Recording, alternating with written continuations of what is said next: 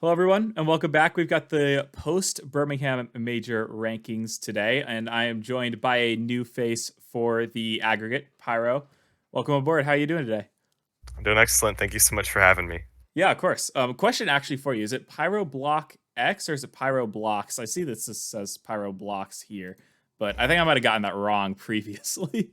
It's with an S. My Twitter is different because the actual Pyroblocks with an S account is owned by some business or other. Got it. So I normally do it with an S. Yeah, that makes sense. I've got some like Brenda person who's got the Martian Turtle tag on Twitter, and I've been like desperate to get that because Brenda's tweeted once in her life, and it's like I could do so much work with that tag. But hmm for now, it's hmm just Martian Turtle GG, I guess. But Yep. yeah, so um, with this second split, I guess is the first kind of rankings video that's going to come out for the second split. I'm expanding the aggregate. I know I've like mentioned it multiple times in previous different podcasts, but I guess this is probably the earliest into a video that I'm saying it. So I'm expanding the aggregate. At first, it was just 4 of us. Now there's going to be 10 of us. So it's going to work out to an even like 9.8, or that average ranking is going to be really easy to do now that we have 10, and we're going to get a better idea of like what the 18 through 20 range is if we reach a situation where it's like all of us have differing opinions on who is down there. But Pyro has been actually kind of with us from the start. He reached out after I released the first video and was like, I'm interested in helping in any way. And I was like, let's at least get your rankings as the time goes on. And now that we're expanding, first person aboard. So we're excited to have you. Because of that, we also know what your rankings were before the Birmingham Major. And so I've pulled that up right now. You can get a look at, at least what Pyro thought. You can also probably backtrack the pre-open 3 rankings from this as well because it has the differences. Mhm. But yeah, I guess before the major, how were you feeling about some of these teams and, the rankings that you put ahead before then? So compared to how you guys have been ranking your teams, I've been getting a lot more movement from event to event, which Mhm. is generally not a good thing. You talked about it on the last episode where I did call Gentlemates being having a pretty underwhelming third event early, and I'm happy with that. Yep. But otherwise, you can see a lot of big motion here. GK jumping up to 8, I don't think was too controversial, but DK at 8 and Genji at 10, kind of both, I rated them fairly highly. Mhm. Um, I was a believer in Sam, but I finally fell victim to the Mina propaganda, and unfortunately, that didn't pay off this time. But I did really believe that Falcons and Twisted Minds were both really good. MTS as well down there was impressing me. I've had a Mina team, I think, on my rankings for the second and third open. I had Team X and ROC on there. Yeah. Um, but I believed in Mina. I had faith in Sam as well. Big minor region fan personally. Corinthians, I don't think they've been getting a lot of love on the rankings. This is a team last split that I believe was Brad Drops and Sad. They picked up Raisable for Sad, but Mhm. they did lose to Godfidence in the third event semifinals, but it was a very close best of 7. I think it went to 7, and I still think that they're the better team. Though in my open 3 honorable mentions, I did have Godfidence there. And yeah, generally, I don't think the rest of this is too controversial. I didn't rate Vitality very highly. I had them at 6. Mhm. But I Oh, know yeah. coming into the major, they had kind of an underwhelming performance. So it's not too much of a shocker. Just a lot more mobile for most of these. And NIP being at 12 is probably a bit of an overreaction as well. Yeah. Yeah, definitely saying it's good to have someone else who reacts a little bit more because I know out of the 4 of us that were previously here, like I was probably the one who reacted the most with their rankings. And I feel like, I want to take into account what happens week to week to week. And so we can get kind of a sense of like, instead of just saying, like, yeah, this team's probably going to win once the major comes around. But it's like, well, this team had a really good week. I think they deserve to be in the rankings at least for this week. Even if they move right back down the week afterwards, it's like it does reflect the current very pinpointed point in time where it's like, okay, these guys did well, they deserve their flowers for it. Mhm. So yeah, I also get what you're saying about the minor regions. I mean, you can see I have Secret at 9. That was the highest of any of the 4 of us, and yourself included there. That did not pan out. I have 3 O's to E teams on here. I'm sorry. And yeah, it just wasn't really a great major for the minor regions overall, with the exception of APAC. I'd say they definitely earned some graces in their major performance. But excited to see what we've got for the post major rankings. We're gonna jump into the honorable mentions here first. Pyro, I'll go ahead and reveal these two for you, and you can go ahead and talk about your two. So I don't think confidence will be much of a surprise here. They've been a strong Sam 4 for me for most of the season. I'm sure Suko is just antsy and dying to get picked up by Furia once next season starts. But I mean, this team has been fairly inconsistent, but they've made their way to playoffs every time, which is sometimes all you can ask for. I think their ceiling is pretty low, but they have been able to raise their floor with Suko more than I expected. And I think they'll definitely be a strong contender, assuming Sam holds on to the last chance qualifier spot. I think they'll be a strong contender to take that come Worlds. Mhm. And then ZNTRX is probably a team most of you, if you've heard of them, it's from the Liquipedia unofficial World Champions Oh page. But yeah, they did get that. I have been rating this team from the start, I will say. This is formerly Awawa, who was Ranger Esport last season. But these guys are good. This is a roster of, I hope I'm pronouncing this right, Oval, Yazid, and Fasal. Oh yeah, Um, okay. and this team has been getting consistent top sixes in MENA most of this season. They've been picking up top fours as well. They beat Twisted in Saudi E League, though I think Twisted had just a bit of a down event in Saudi E League in general. Yeah. Um, but this is definitely a team to watch out for. They are kind of a high floor, low ceiling type of team, which is not super exciting compared to some of the other rosters that we have. But I think there's someone to keep an eye on. They've been getting better and better each event. They have some impressive wins. They've beaten the Basel Ops Venom team, who I Oh rated yeah. pretty highly coming into this season. So worth keeping an eye on. I think they could break into the MENA top 4 pretty soon. All right. Very solid shots. I do agree with Godfits. I feel like I've followed them at more so out of many other Sam teams that we get into, and yeah, I was disappointed that they took that very early loss to Fear of God in the last event, mainly because that also put them right in the path of Novus AV, who've I've had a soft spot for all season with how badly they've gotten bracketed. But Mm. yeah, they did, as you mentioned, take that game 7 over Corinthians. And I think Corinthians' first event just didn't really go so well. And it kind of affected how I thought about them for the rest of the season. Maybe that's a bit unfair. But I'll go ahead and unveil my honorable mentions since I'm talking about Corinthians. I've got them in here as well. Mhm. Piggy Up Race Bull, I think that's a great shout. That definitely, I really wanted to highlight roster changes with my honorable mentions as more opposed to like having it be 21 through 23. Corinthians picking up Race Bull, I think this probably moves them to that Sam 3 spot pretty comfortably for me. A very solid upgrade, and it'll be cool to see them go back and forth with Godfins. And if Godfins could get some, at least a little bit more consistency, I think that could be, an easy way for Godfidence to overtake them. But until then, it's like this Corinthians roster, at least on paper and with the results we've seen this season, has elevated themselves to at least be, in my mind, above Godfidence at this point. Mhm. 9 lives.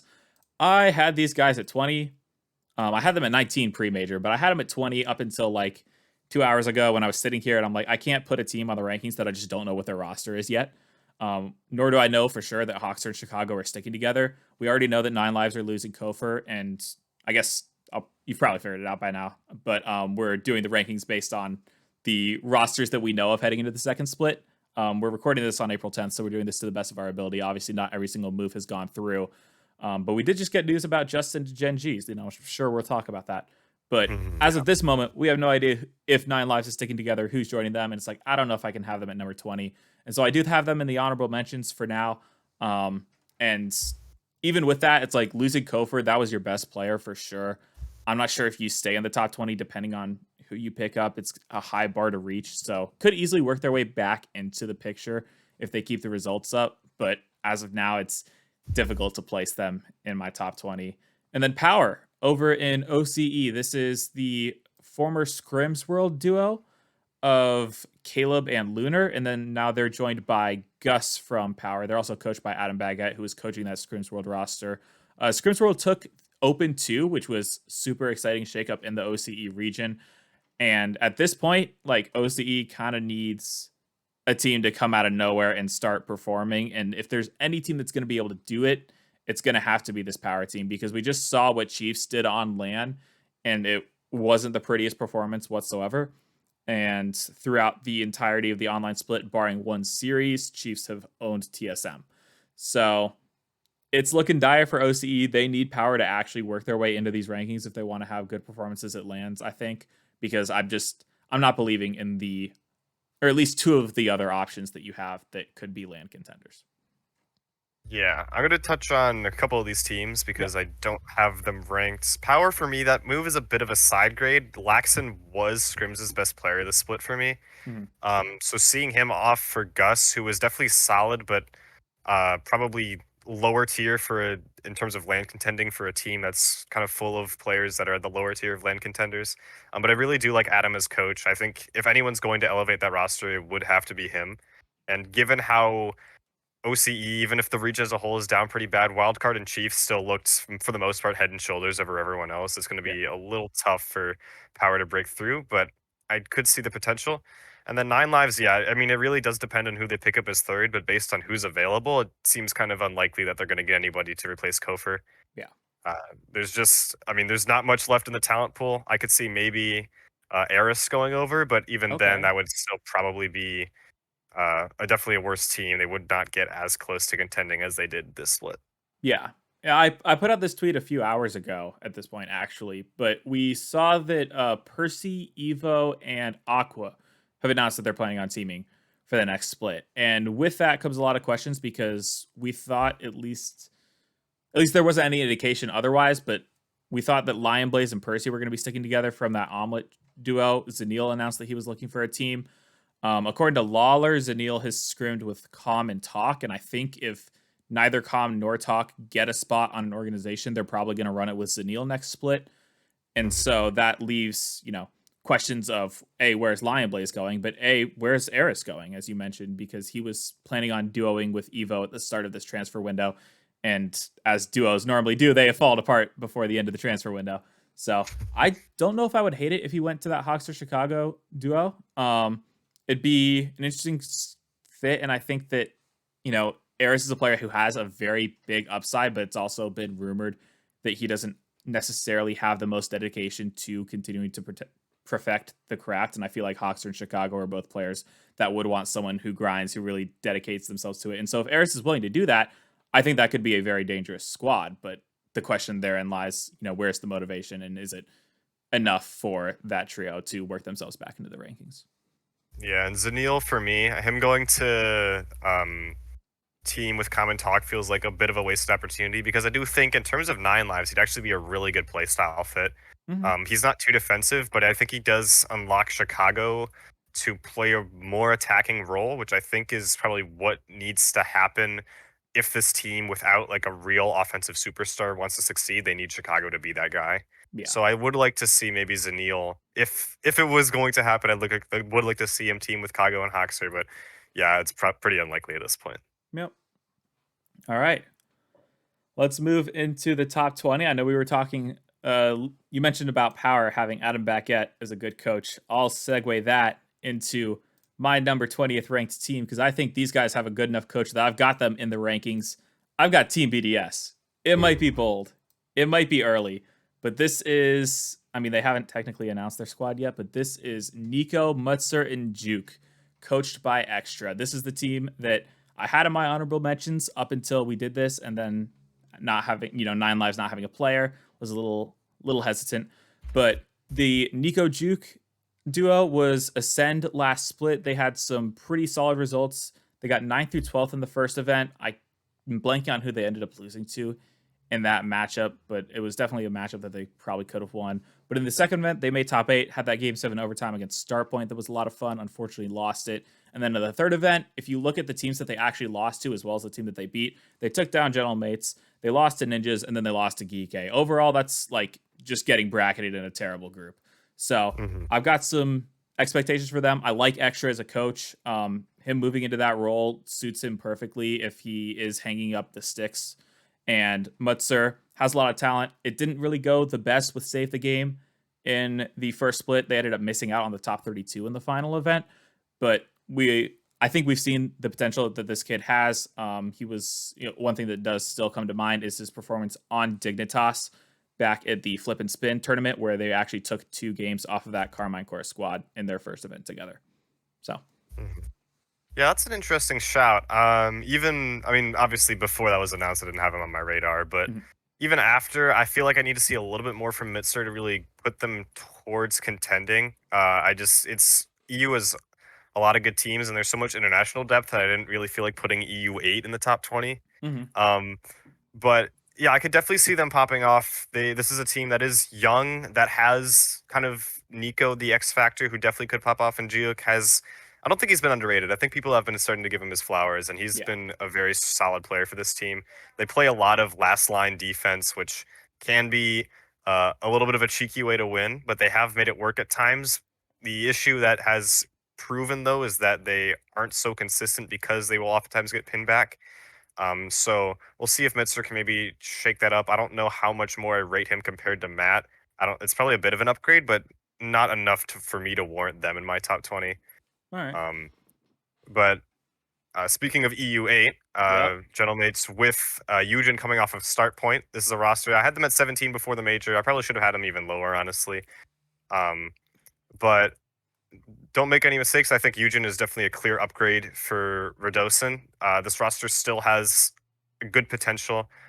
Juicy and Seiko, especially Seiko, if he finds his form again, they will be back to contending for lands. Just need to see that Eugen can be that guy. He doesn't necessarily need to be controlling the game on a roster with this much talent. And Start Point definitely were consistent enough in the first split, but they never really punched above their weight.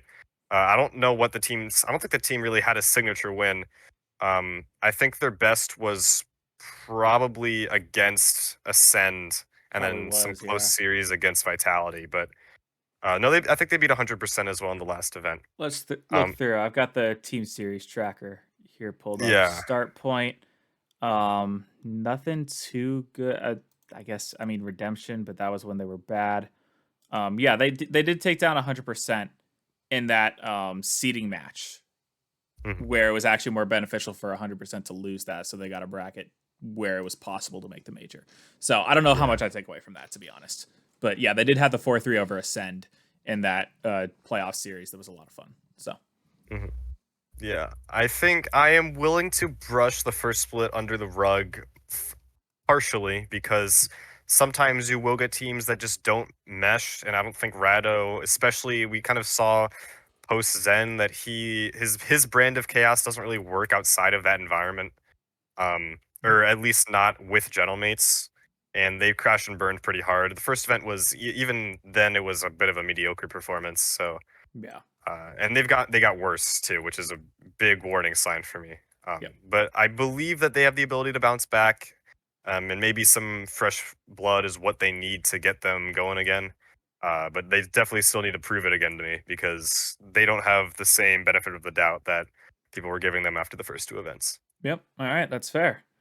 I think all unveiled 19 because if I'm remembering correctly, I've got Gentlemates right here as well.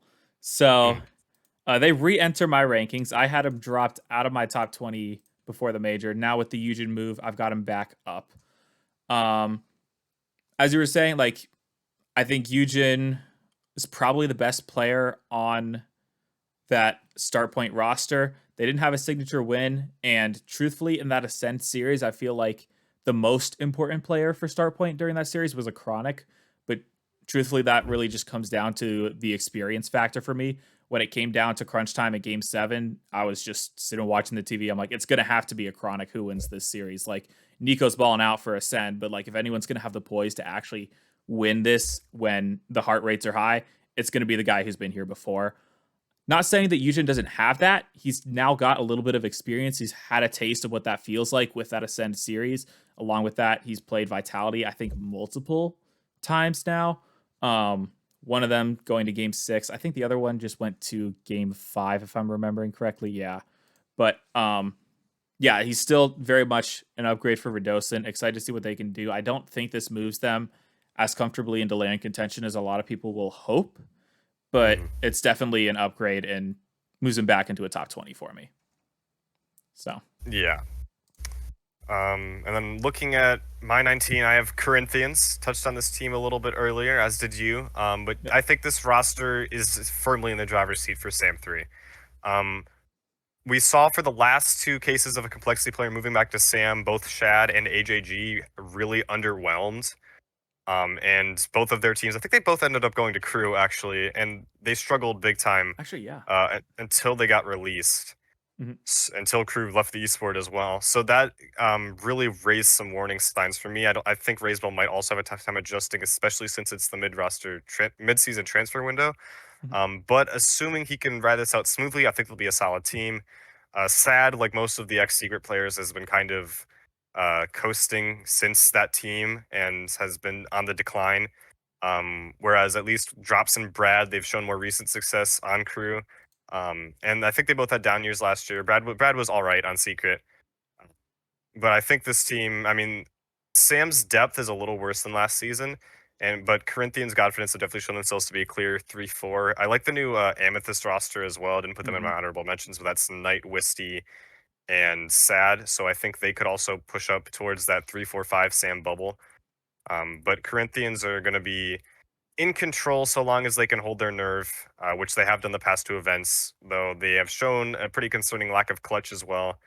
Um, they got lost in a 3-2 lead against Secret in the second event and lost a 3-1 lead, I believe, against Confidence. No, 3-2 as well against Confidence in the second event. So they do need to start winning, but Raise Bull is not is complexity is not clutch, but I think Raise Bull as a player does not have any super big issues with ice, especially in a weaker Sam region. So I think this team will be all right. Yeah, I think the few things that come to mind with that is I'm a little bit scarred having cheering for Luminosity when Raiseball hit that corner double and nobody challenged the ball. It's like he's shown that he Mhm. can show up on a big stage and get a big goal in overtime when he needs to.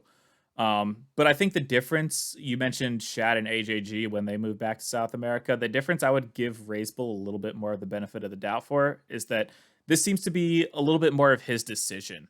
I don't think that when Shad was replaced, it was like, yeah, I'm ready to go back to South America. It was, no, I just got kicked from complexity. Same with AJG. Raiseball, this sounds a lot more like a mutual partition where he's like, I want to go back home. I appreciate the time here, but it's time for me to go back to South America. And I feel like that could be a little bit more, it's not necessarily because of his skill level, despite the fact that he probably was the worst player on complexity. It's more of Yeah. like, all right, it's time to go home. Let's see what I can do here instead of retreating and a little bit of like, dang it, we could have had it.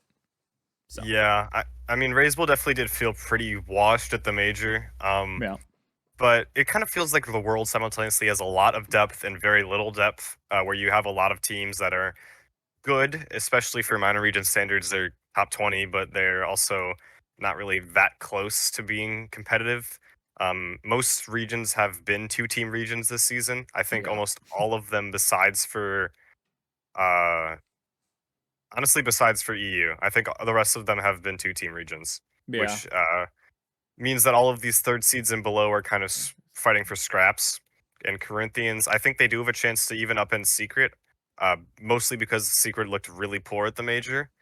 But I could see them, if they do take the next step, if Raiseball is as good as advertised, I could see them potentially surpassing them for a seed two. I mean, we saw it happen last season Mhm. with Complexity and Sam, where granted they did drop Dorito for Diaz, but um, they just kind of fell off a cliff after having a mediocre major. And Yeah. Secret need to be very careful, especially as this team continues to kind of struggle more and more as the year goes on.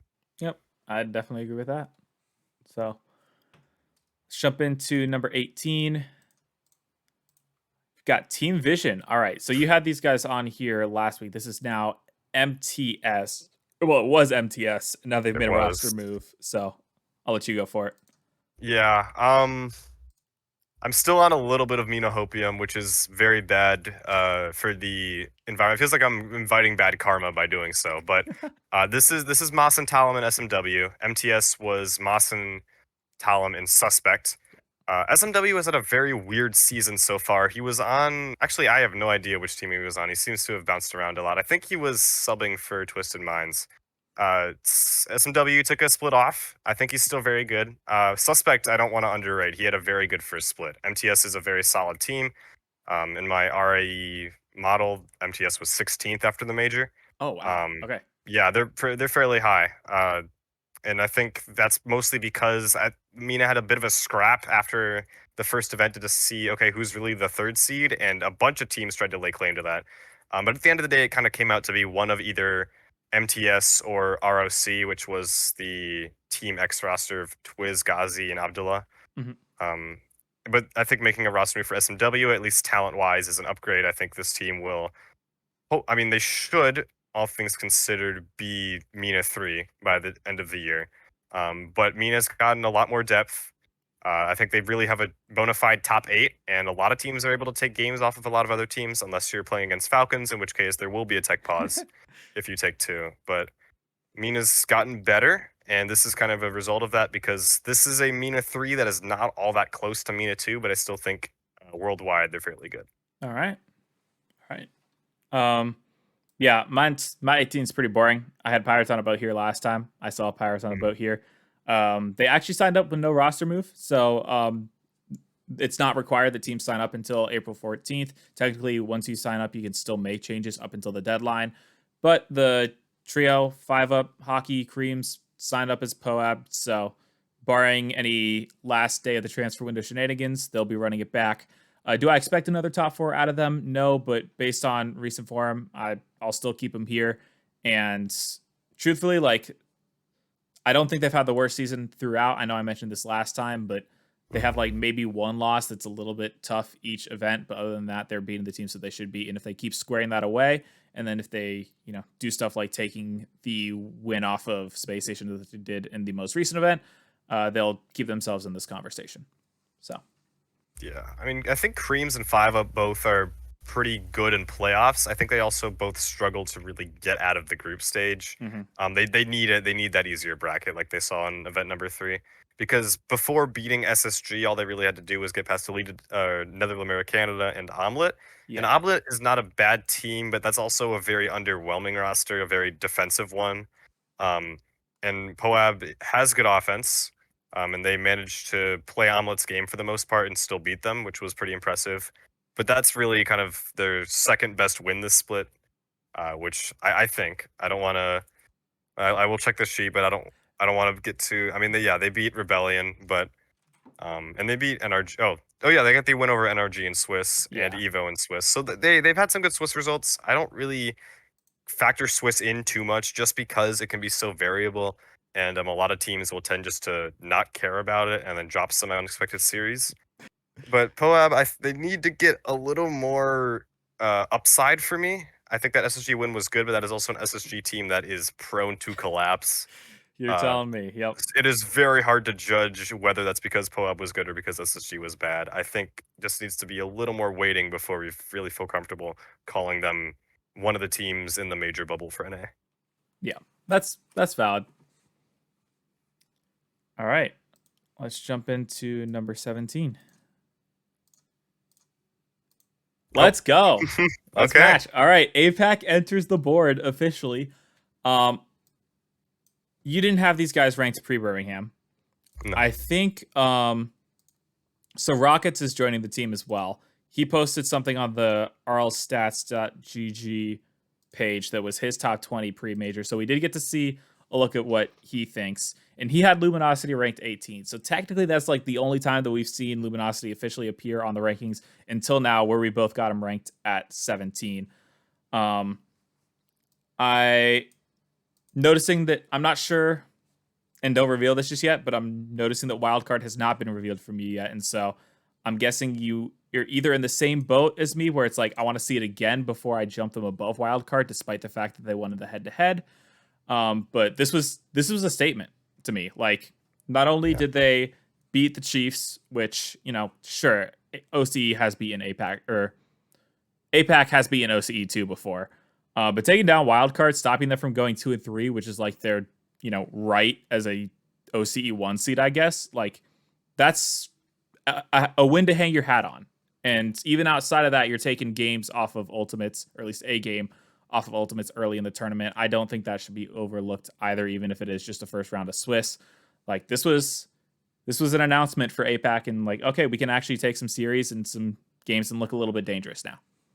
Yeah, and APAC normally will have one series where they look competitive, but this team, I think, is the most similar to what we saw out of Elevate 22-23, where they really picked it up, and this looks like their genuine form. They took more games off of Ultimates than Falcons did, as you said. And they came pretty close to Gen G. Maybe it was a bit of stat padding. But then they beat Chiefs, and then they beat Wildcard. And And against Falcons, they fell flat, but they showed some fight. I think we're seeing now APAC is finally starting to catch up with their resources to OCE.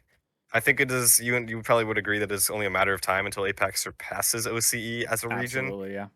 Just given, especially the boom that's just happened. And I don't think they're going to need to import major region talent for too long. I mean, Sosa and Catalysm are both like only a little better than most of APAC. Sphinx Yeah. is definitely the leader of this team. At least stats wise, Sosa has been fairly strong, and I think Catalysm blinded a couple opponents with his forehead as well. But they really had a very impressive event for me.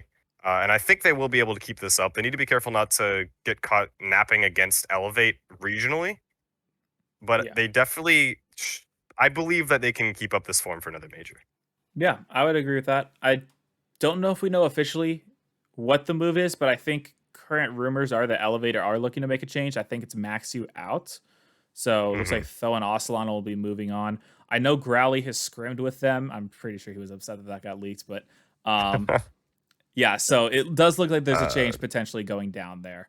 But yeah, with Luminosity and Elevate looking to make a change, it'll at least keep Luminosity honest in the online portion of the split. Hopefully keeps, it's a balancing act where they're continuing to improve each other, despite, Luminosity not getting the chance to face other major teams. Hopefully Elevate can provide enough competition where they are forced to continue to improve.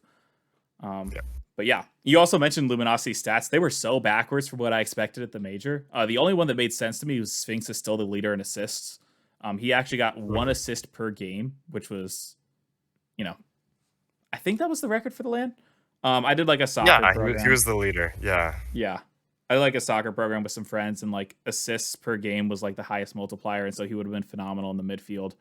But Catalysm getting 1 goal per game was nowhere near what I expected. And then they were both below average on saves per game from what I would have expected as well, which is very counterintuitive to what we normally see out of APAC. So Yeah, definitely they a played. confusing roster, but some of that comes with going 9th through 11th for the first time. Yeah, they played a little bit like a Sam team, honestly. It was a lot of like blitzing offense, which No. to be fair, if you're just trying to pull off the upset and create as much variability as possible, I don't think it's a bad play. But it definitely made for a bit of an unexpected viewing. It's much less it's a different style of Rocket League than we're used to out of APAC teams. Yeah. No. All right, let's jump into 16. Right, match here as well. Oh, Yep. yep, there we are. Wild card. There it is. Okay. You want to go first on wild card then? Sure. To summarize Wildcard's performance, I will say that I'm bummed out. No. This is very disappointing. They looked great against KC. They came a team up away from beating them 3-1. And then they played foot to 5, which was concerning, but I kind of brushed it off because this wildcard team does play down to competition. That's just how they play. They maximize chaos so that they can beat better teams, but that means worse teams will have a better chance against them. Geek swept, which was also a little worrying. And then obviously losing to LG, kind of the bottom came out, right? It feels now like OCE really is starting to struggle because even when they can get those kind of round one type moments in aura, they aren't able to follow through. And it's not even able to get to round 5. It doesn't feel like they have anything behind them. I think they will still be back here, come back to Raleigh, but Yeah. it's going to be tough to convince me, especially now that the rest of the world is getting even better, that they're going to be able to contend for even round 5 again. I mean, they had the match they could have hoped for. They also took away the Falcons Twisted Minds team kill that we could have gotten in round Oh, 5, yeah. as well as Genji GK. Those would have been 2 excellent matchups, but instead we got a couple sleeper ones, and then BK reverse sweeping Dig, which is very unscript. Yeah. So I don't know. This is more. I mean, I don't think they're worse than Luminosity, but this tells me that their floor is now also pretty low, which is really not a good thing for a team that's struggling to take top wins consistently later on in tournaments. Yeah, I think before the major, Bob put out the, give me your hot takes, and I was like, wild card aren't going to go 2 and 3, and I just kind of left it at that. I didn't say if they were going to make top 8. I didn't say if they're going to go 1 and 3. I was just like, I don't know. They're just not going 2 and 3. And then they draw Luminosity in that 1-2 round. I'm like, well, that's about the only match they could have asked for. Where it's like, okay, this is a free round 5 still, and then they don't, and then they just lose, and it's like, okay, that was surprising. Um, I also would love to live in the world where Wildcard did beat Carmine Core, because I wasn't ever predicting it, but I was joking on early on in the tournament. It was like, imagine if Wildcard take down, K Corp in the first round. It's like, it's not the first time Fever's beaten the EU one seed. And then it's like, for a Mm-hmm. moment, it looks very real. And I mean, instead, we get Wildcard going 1-3 and K Corp going undefeated, winning the event. It's like, how much does the script change if that upset actually goes through? But instead, we're left sitting here ranking Wildcard at 16 because they heavily underperformed. Like I said, I got to see it again before I rank them below Luminosity, but they're also kind of on thin ice. Like, if they don't perform well in the OCE region, like, I could very much see a Luminosity 3-peat and another 2 out of 3 regionals for Wildcard. I'll probably have Luminosity ranked above them. So, Yeah, I mean, they just need to start performing after round 1, I think, because yeah. every single event, when it comes time for rounds 2 and 3, they're almost nowhere to be found.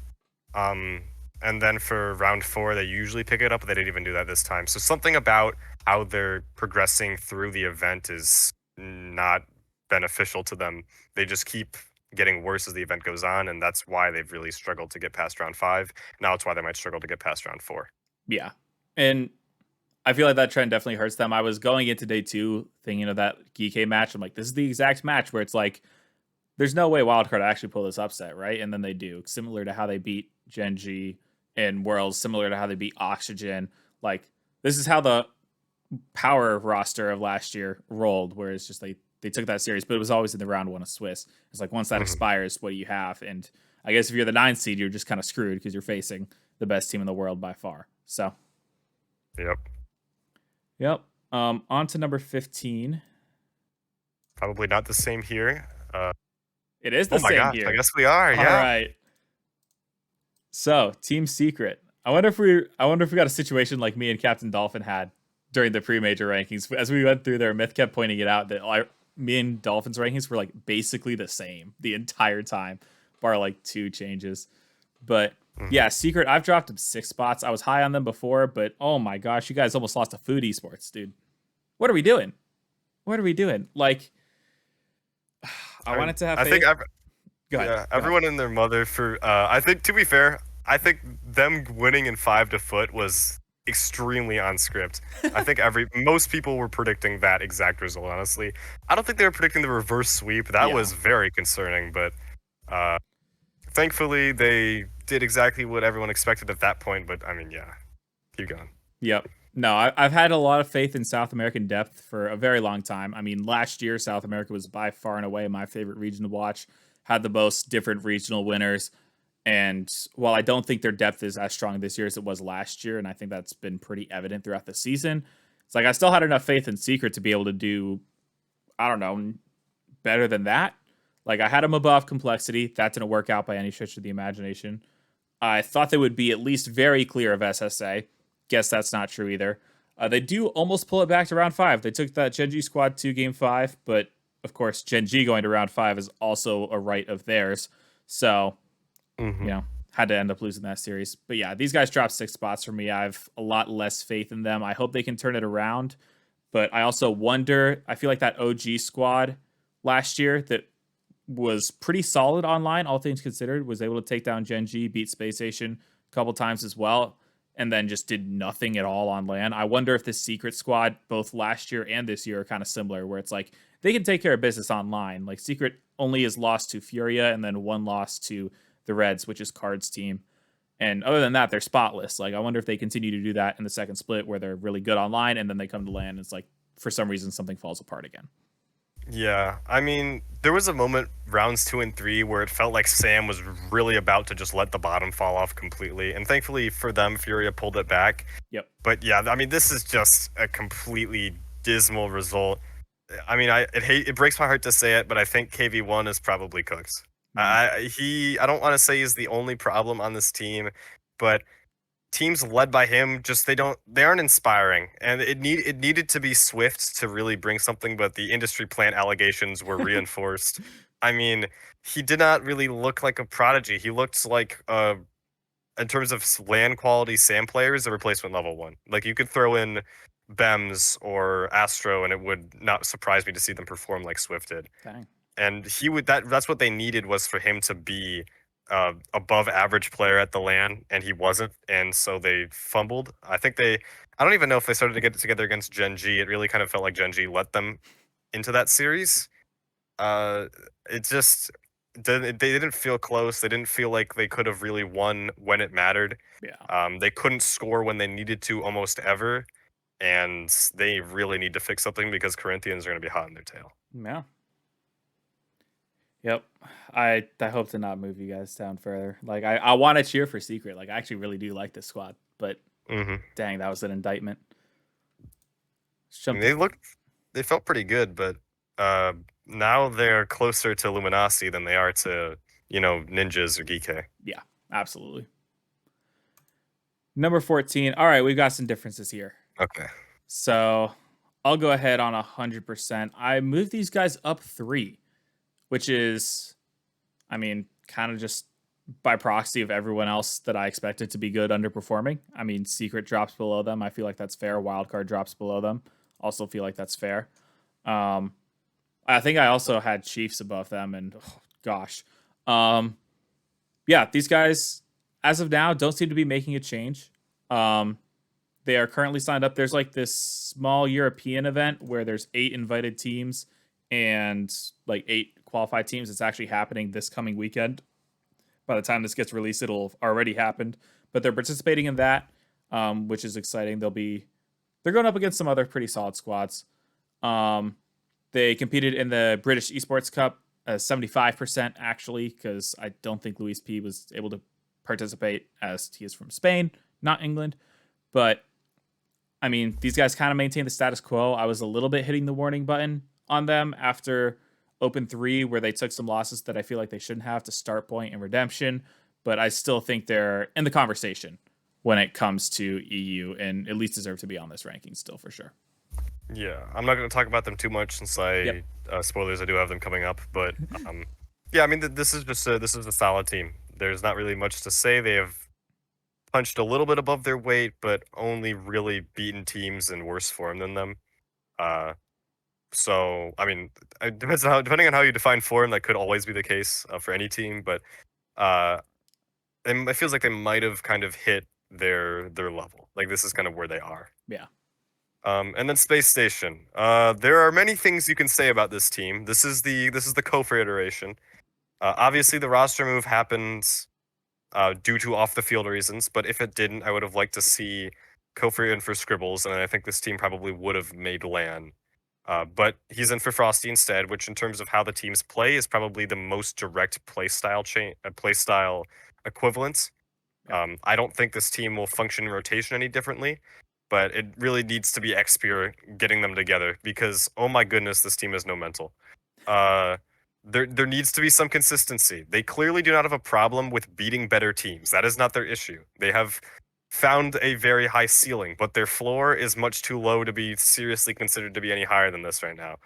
I mean, you cannot be dropping series in Swiss to a Xander team who I took a game off of in a tournament. That's really embarrassing. Yeah. And I mean, they missed event 2, and sometimes you will give them the benefit of the doubt. Open 3, it looked like they fixed their issues, but then they fell apart in the playoffs again to Poab, which is just brutal. I mean, that series had 20 minutes of overtime, but it's a team you should be beating comfortably. If they win that, I don't know if they actually qualify for Major because Gen G won, but they would have been in a much better position because they would have been able to face Gen G head on. Yeah. It is just so frustrating as a fan of this team to watch it happen over and over again. The script hates most fun teams in the RLCS. I think it hates Space Station the most.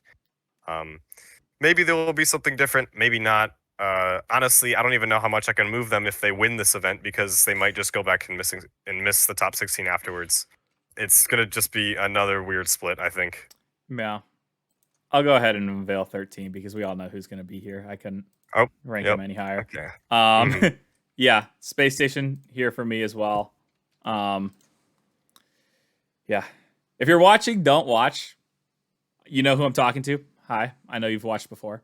But yeah, I don't feel like bringing Kofor in for Frosty fixes all the problems magically. I feel like we're starting to hope, like I've seen people saying this team is like almost guaranteed for a major. They're shooting. It's like, don't get ahead of your like this isn't finished. We do know the team that we're talking about here, right?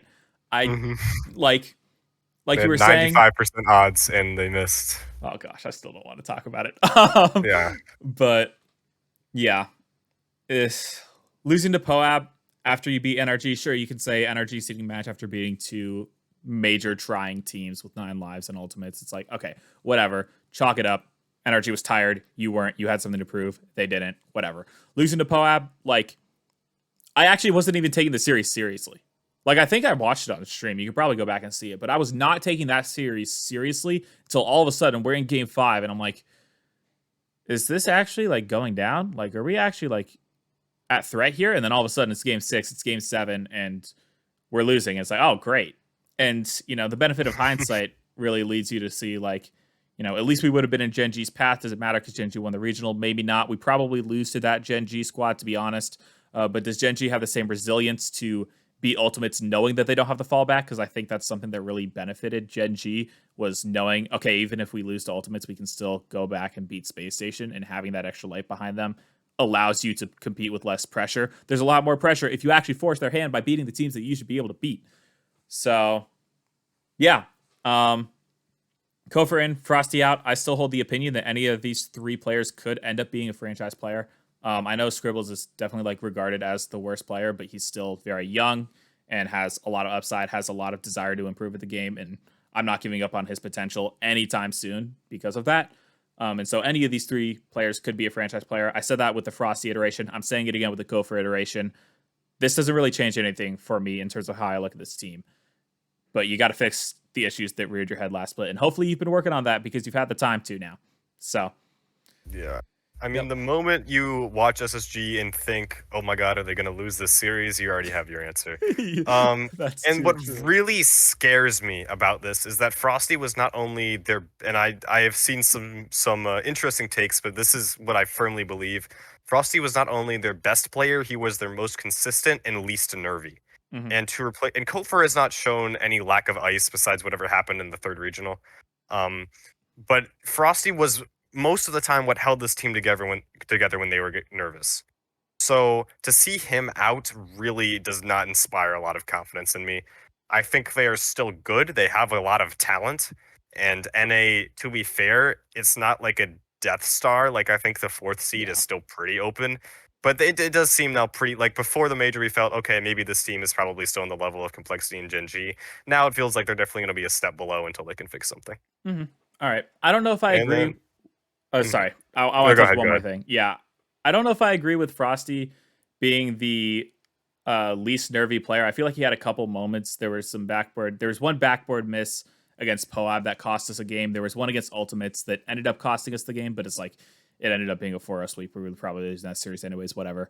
And so I feel like he has shown his moments of not being able to ice up. Not really any more so than the other players. And he definitely had moments in Swiss. I'm gonna pull up series against Wanda Mike where he's performing and hitting important shots for us. But I guess I have to. But he's had those moments for us too. Um, but honestly, I could see it going either way, and I don't think it's really a rumor. Like, he did come out and confirm that like he wasn't taking it as seriously as he should have in regional 2, and I'm not going to hold that against him. But at the end of the day, it's like if that's part of the problem, and Kofor doesn't have that same issue and doesn't, you know, I guess I'm saying if Kofor's learned from the mistake that Frosty made, which I'm sure Frosty's learned from the mistake that he's made here, but if Kofor's learned from that as well, then I also like at least that's one of the problems that I still think is probably at least a little bit fixed. Yeah. So And then we have 100%. Yeah, I mean, this team is good. That's pretty much all you can say. I feel like they have kind of, I say they hit their level. I think this is a team that will get worse as the season goes on just because they are sticking. They have less talent. I feel like the win over Dig in the first regional was mostly because Dig just wasn't meshing quite yet, and they really found their form later on. And since then, 100% has still, they haven't shown like a terrible form. I'm willing to excuse the bad event in Open 3 because, I mean, they still played fine. Um, they made playoffs fairly comfortably. They dropped to lowers, but they swept forward, beat JJRX 3-1. And then they took Geek to 7, and that's a Geek team that, although they played better on Sunday, they were obviously, they still won the event. I just Yeah. don't know if they can go much higher than this because EU seems to be getting better, and I don't know if this team is really at the same rate or at all. I feel like they're kind of going to be stuck in that 5th through 8th range for the entirety of this split. Yeah. All right. Do I really have? I really have 8 EU teams and 4 NA teams on here. I'm gonna get called biased. Normally, I get called biased the other way. Let's jump You into mean number 12. wait, 4 or 6? Oh, there we go again. Do you mind if I take this one? Go for it. Yeah. For the start, yeah. So this ranking has two versions of it. The first is pre-roster move for Justin. That's news that came in about 2 hours ago. Mm-hmm. And the second one is post-roster move. Pre-roster move, I think this team was really on the upswing. They're down 2, not because of anything they did, but because of the teams ahead of them. Yeah. But this team, they have been getting better as the season's gone on. They still kind of had the same issue where Cheese really didn't feel comfortable on LAN. But Magic Bear really proved to me that he is actually a top player. Like that was convincing. And this team they played Energy fairly close. They played Genji Ultimates very close. And yeah, they kind of dropped the ball against Secret and Twisted Minds, but that's kind of where you expect this team to be. I think it was a mistake to make a roster move, especially for Reddles, who even if he is maybe has the lowest potential on this team, he does very well to keep them together. Financially, I don't think this makes a lot of sense either, but that's neither here nor there. No. And it felt like he was really guiding the team's mental. So this feels like a team that even with Justin, and Justin is good. I think Justin is better than Reddles, but he is a worse fit chemistry-wise. I think this team could become a little too aggressive offensively now, which is ironic because you think Reddles is more aggressive, but he is better at timing that and tempering how that aggression looks.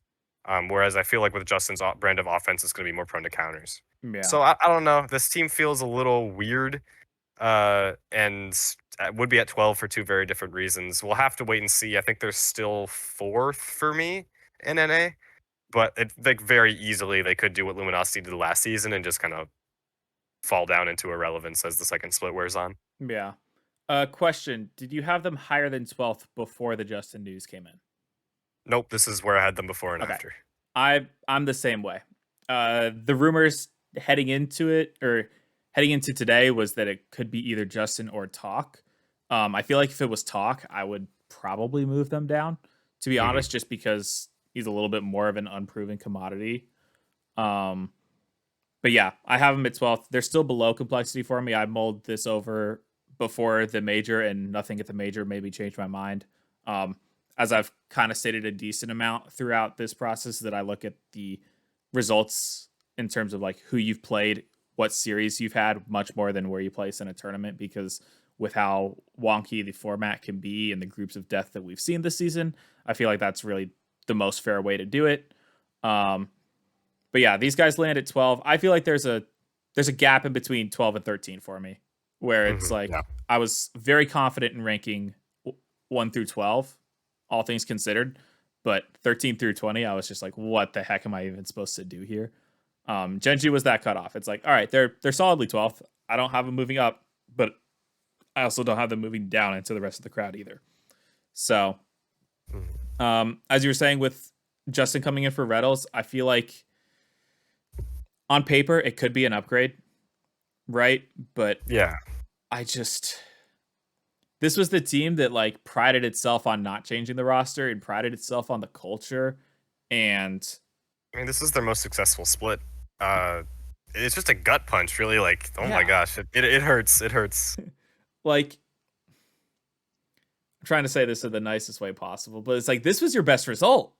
Like, sure, you made round 5 in Copenhagen as well, right? But it's like you were the defending North American regional champions.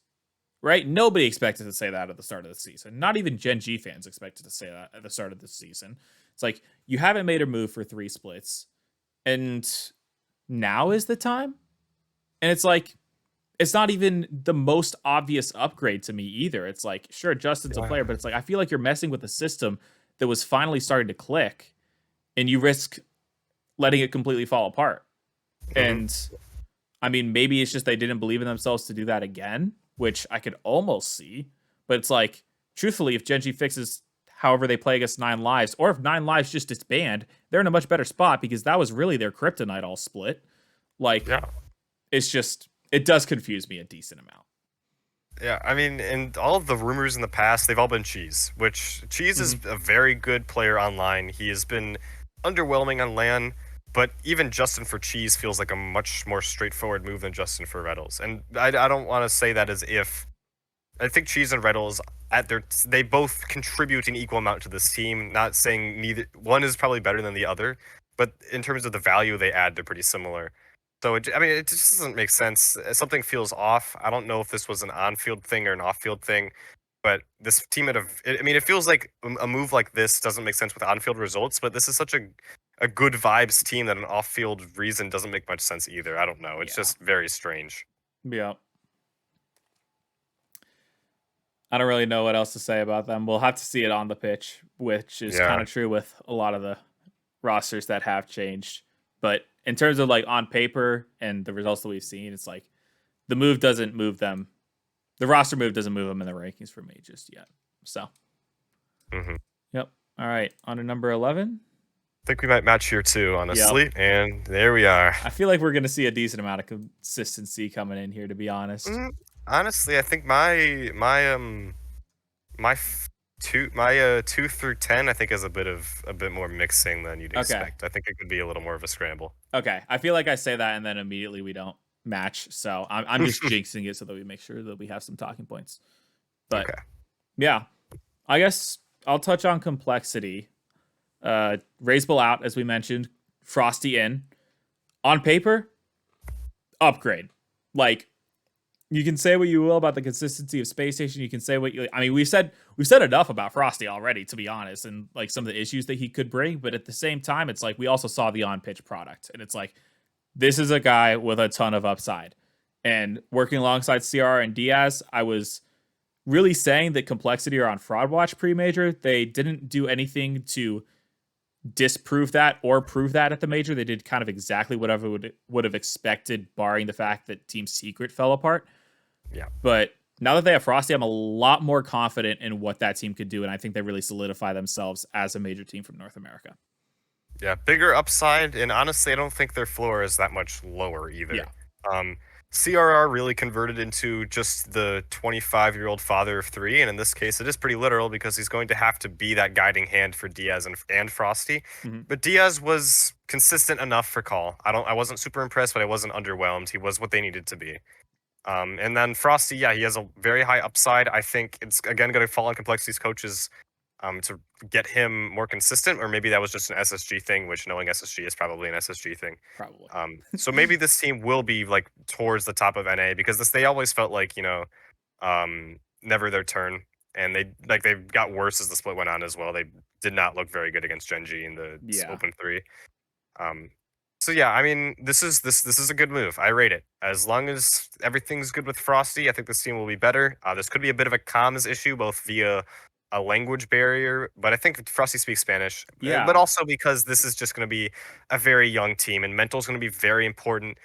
Complexity is probably the second most cursed organization in North America, that's so true. Actually, yeah, it is cause for like a little concern. But this is a good move to make. I think they will be able to move up more than they move down, and we should be seeing them in Raleigh, barring any collapses. Though it's like 10% collapse, 90% like close to NRG ultimates for me. hey, we've seen higher or lower technically than 10% chances of collapse happening in the last two online events. So who knows? Twice, yeah.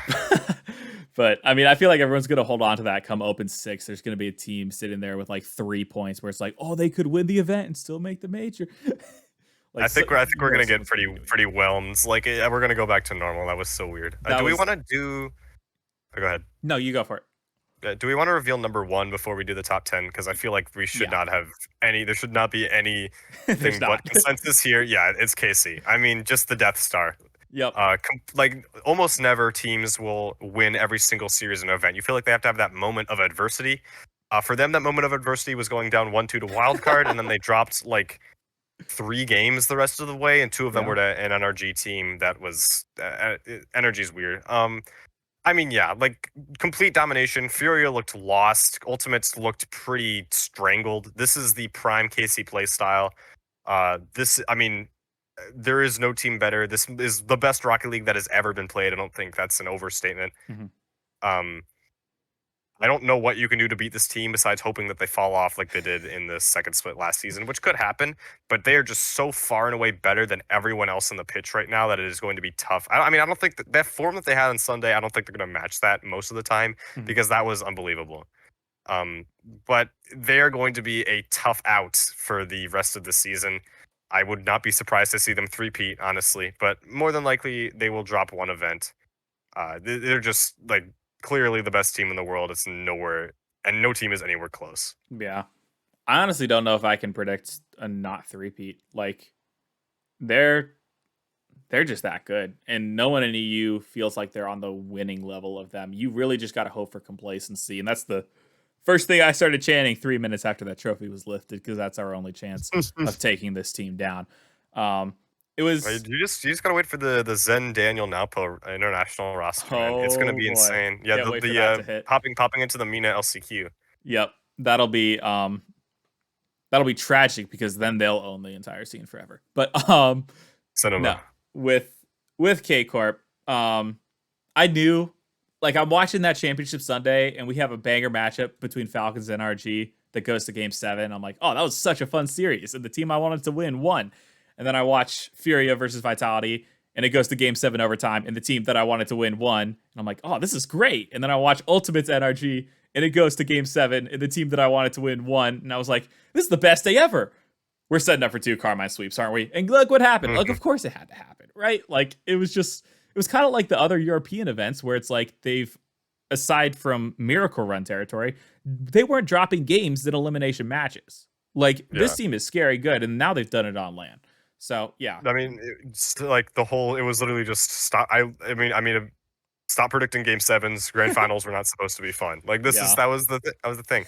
I will say, Vitality has shown a weird ability to play to their level. I think Vitality has been structured to contend with KC. I think if anyone's going to do it, it will be them, not because of Vitality is like that close to them in skill, but because Vitality plays them well. Yeah. But that's really all I can see. And even then, Carmine has gone past that multiple times. So it's just hard to see how this team doesn't really snowball unless they get complacent. Yep. All right, that's going to be weird for timestamps, but I know we talked about before we went live unveiling number 1 first, and then I just completely blanked that we were going to do that. But it was a very obvious number 1 choice, and now we can have some suspense when we get to the 2 and 3 rankings. But back to number 10. Let's go ahead and unveil that. Okay. Well, okay.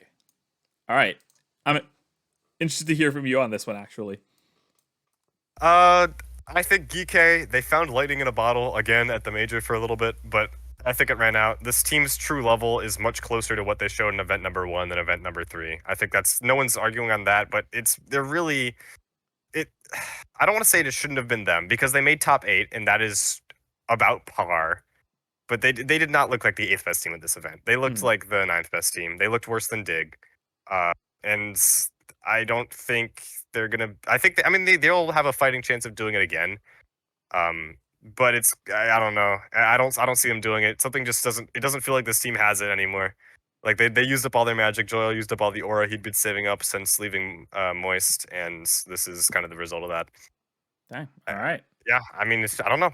I guess we'll wait and see. They might prove me wrong, but I have a hard time believing that they can go back because they looked like a run of the mill EU4 EU5. Mm-hmm. Yeah. Speaking of EU4 EU5, I don't really know how much there is to talk about Ninja Pajamas right now, to be honest. Like, they're not making a change. They got Miracle Run on. They didn't do anything. Like, I guess kind of what do you want me to say? Like, they're in the same spot. I know I have a team that has jumped above them, and that would be Geekay, actually. Because technically Ninjas have no movement. The team that moves below them is Secret. So that's why they stay at 10 for me. But yeah, I think these guys need to take some quality wins heading into the split. Like, you can't be losing both your attempts against Dignitas. Hopefully you can swing up and actually beat Vitality one of these times.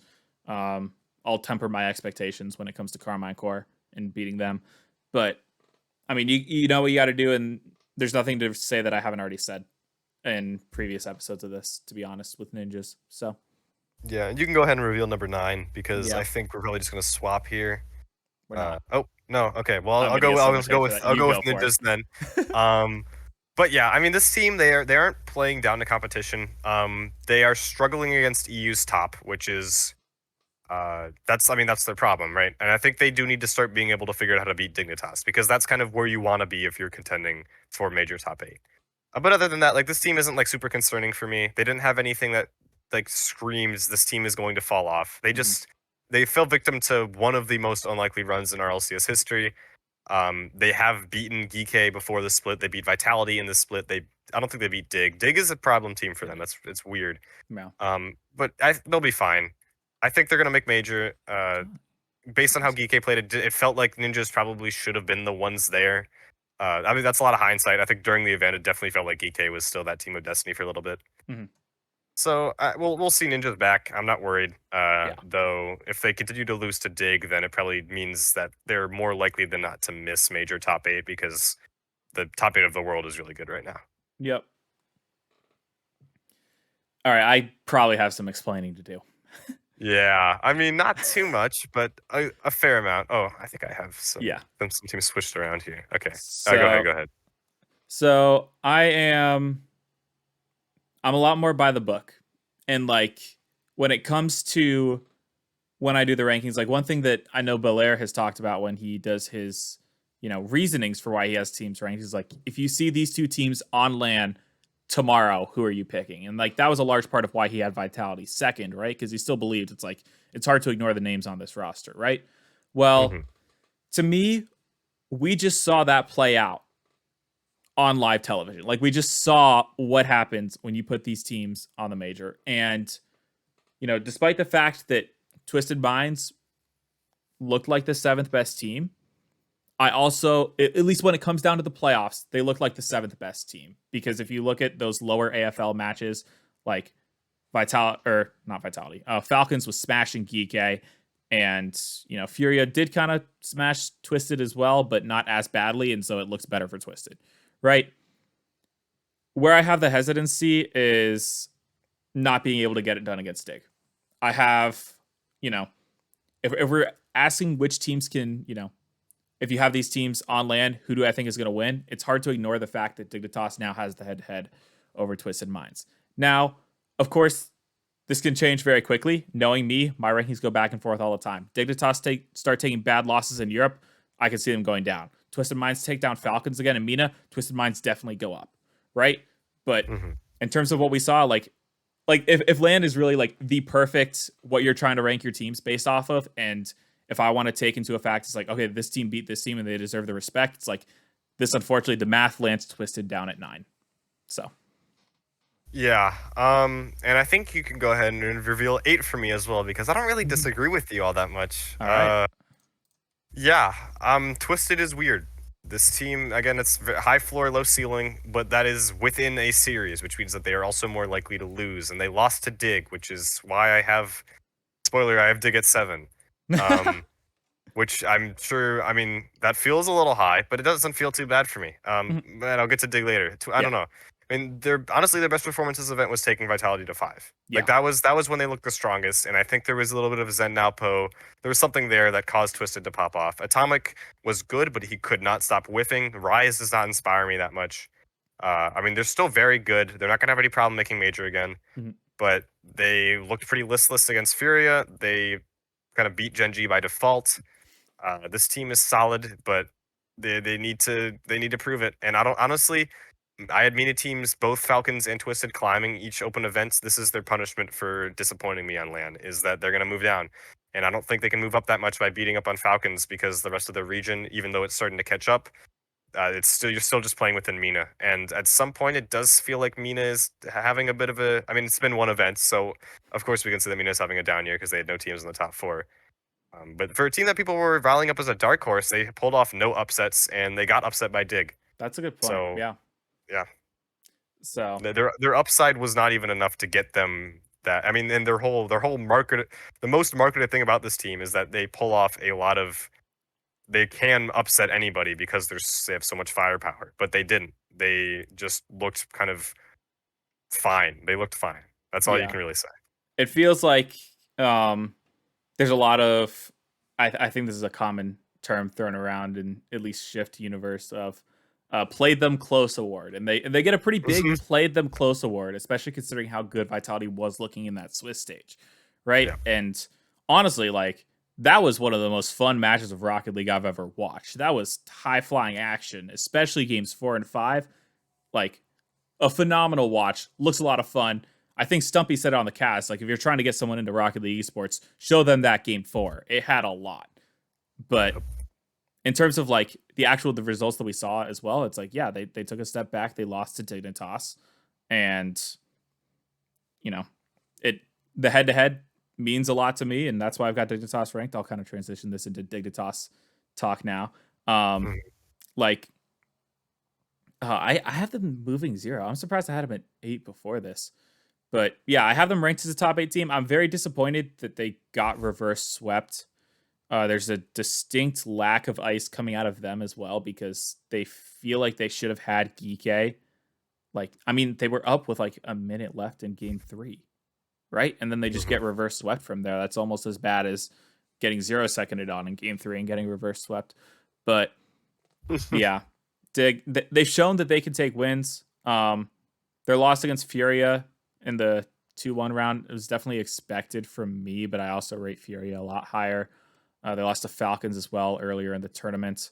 And then, yeah, I mean, beating Twisted, like that's a solid win for this Dig squad. But again, yeah, it came down to round 5 and they just had nothing left in the tank, I guess, and didn't close out when they should have, and it cost them big time. Yeah, I mean, feels like we're back to kind of 21-22 form for this team, where they are very good and they win, but they don't have any ice. Yeah, I mean, they beat themselves in the Furious series. They beat themselves in the Geeke series, and that kind of was what got them out of Swiss. I think they will be fine. I think they will still make LAN again, but to be fair, with both Ninjas and GK, they could miss. I wouldn't be too surprised, but I mean, I don't know. This team is good. I really did think that they were one of the top 8 best teams at the LAN. I think it is a shame that they missed playoffs because I think they would have. I think that if they won, they would have played Furia. I think. I mean, they would have given that one a good match because I think this Dig team really is good. But yeah, they have no ice. They have been getting better as the season goes on, which is good for them. But they need to be careful not to let it slip because what happened in 21-22 is that they missed spring, and then at Worlds they kind of bottomed out. Yeah. So they need to be very careful. I think that they are a good team. They just need to keep showing it online as they have been in events 2 and 3, and they'll be okay. Yeah. And I think honestly, like I'll go ahead and unveil 7 because I mean there's no way I don't have Geeke here, right? Moving up 4, I feel like for me, this was Geeke showing that they could do it again. Like obviously they miracle run and they go through all the teams in Europe. It's like, okay, you had a great day. Congratulations. And then having the poise to ice it up one more time and beat Dignitas in the reverse sweep in round 5 when everything's on the line. It's like, okay, you got my respect. I'll rank you guys above them because now not only did you sweep them in the last online best of 7, but you also beat them on the LAN stage. So moves them up above Dignitas for me. But I guess back to Dignitas, you were saying you think this team will be fine, but you do have some concerns about, what happens, especially when it comes to apparently jack teams as the season progresses, right? You notice it in 2021, 22. Similar thing happened in 2023 and in 2024. It's like the longer the season goes on, the worse it tends to get. Yeah. And I think for me, if there's a team that I could see missing the major that made it from Europe, it might be more Dignitas than Geeke. I feel like Geeke could actually have, they had 2 really bad events. They ran through everyone. They've shown that they have the potential to upset good teams. Dignitas have shown that against both Ninjas and Pajamas, but that's not necessarily an upset anymore, and Vitality. But if the trend that we see with Dignitas and, players like Abjack and Joreuz continue, and the trend that we're seeing out of Geeke so far this split continues, yeah, I'd say they're the most in danger of losing out on that spot to Ninjas. So yeah, I mean, I would disagree, but if the AppJack issues carry on, I think it'll be a bit of a problem. But also, those are the only Ninjas and GK are really the only two teams, unless BDS or General Mates really starts to pop off. For me, they're the only two teams that could really catch up. So just not having that much competition and being pretty comfortable online, and also having very, very fortunate brackets for the entirety of the online segment. And they got kind of punished for this. They got Complexity Falcons Twisted Furia GK, which is a brutal Swiss. Yes. But I guess that's kind of punishment for getting really easy group stages online. So we'll see with Dig. They're a bit of an interesting team, though. I will start sounding the alarm bells when I see them struggle, because besides for the GK reverse sweep, they've looked fine. Yep. Novo, RRG, Nomster saved the game. RRG, JJ Rocks. Yeah, I mean, there's a reason this team in RAE, insane. They beat Vitality. But they're still at 9 in RAE because they've beaten almost nobody. Well, that's not true. They've played mostly bad teams. They win against good teams. Like, they don't have a problem with that, but they are not playing them that often, so they don't really have to get too stressed or test their mental that much. Yep. But yeah, I mean, I liked in event 2 online, they beat Vitality and they beat NIP, and then they beat NIP again the next event. So I don't think they're gonna have any problems, but like, it is very, very possible that a switch flips and they go back to being, that event 1 form where they're struggling to really stay consistent. Yeah. Okay. All right, we ready for number 2? We should agree here again. I don't think. I feel like we will. Yeah. Yep. Okay. All right, you've got them moving more. You want to talk on that? That -4 is so ugly. I converted to the Church of Mina, and I am never going back because something happened, man. I don't think their form is kind of representative of how good this team is, but in terms of a top 6 that was, or at least a 2 through 6 that was very, very close, Falcons felt pretty easy to rank at 6. Yeah. I mean, beating Secret, beating Dig, they looked good. They played KC fine. They took a game off of them, which is more than most teams could say. But that sweep against Ultimates was ugly. They played They struggled in the first game against Luminosity, and then they kind of picked it up against GK, and then they lost to NRG. Like, it didn't feel like they really had the it factor this time around. And this, again, Falcons are a team that also improves as the season goes on, but that's kind of more of a historical trend than anything else. It's not guaranteed. They looked like pretty underwhelming. They beat up against worse teams than them. They beat up on them very badly. Like, in LG, once they got it together, they ended up outscoring them 13-3. Dig, they played pretty close. That's because Dig was having a good day 1. And then GK, they outscored them like 20-8 or something. Yeah. So they'll be back. They'll be fine. But they need to do a little more, because that was almost getting out of Swiss. If they had to play Twisted, I think Twisted wins that series in round 5, because they just looked really lost against Ultimates, and maybe some of that was LJ racism ball, but they did not look very good. And if they come into a series against Twisted slow, then that's a problem. You can get away with that against Luminosity, not against Twisted Minds. Yeah. Yep.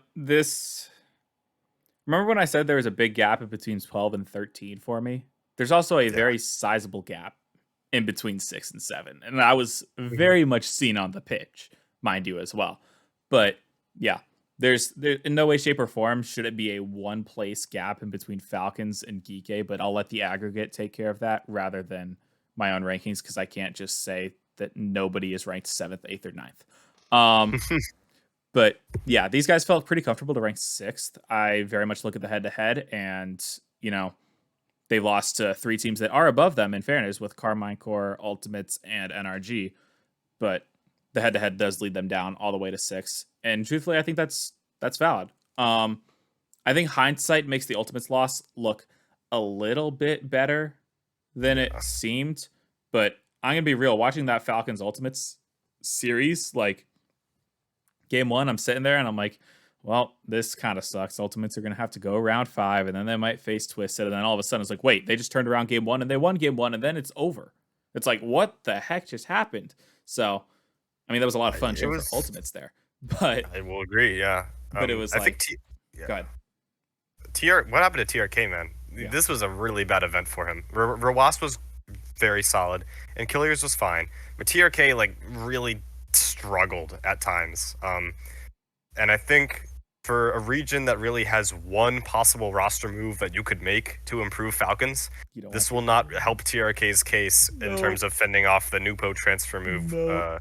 inevitably coming 2026. But I mean, we'll Yeah. see. I don't know. TRK was this is probably just a down event for him, but that's not great. He needs to be their rock. Yeah. I mean, to be fair, he wasn't, and they still got top 6 and came within a game of getting top 4. But Mhm. he needs to step it up a little bit more because he should not be the one struggling with consistency.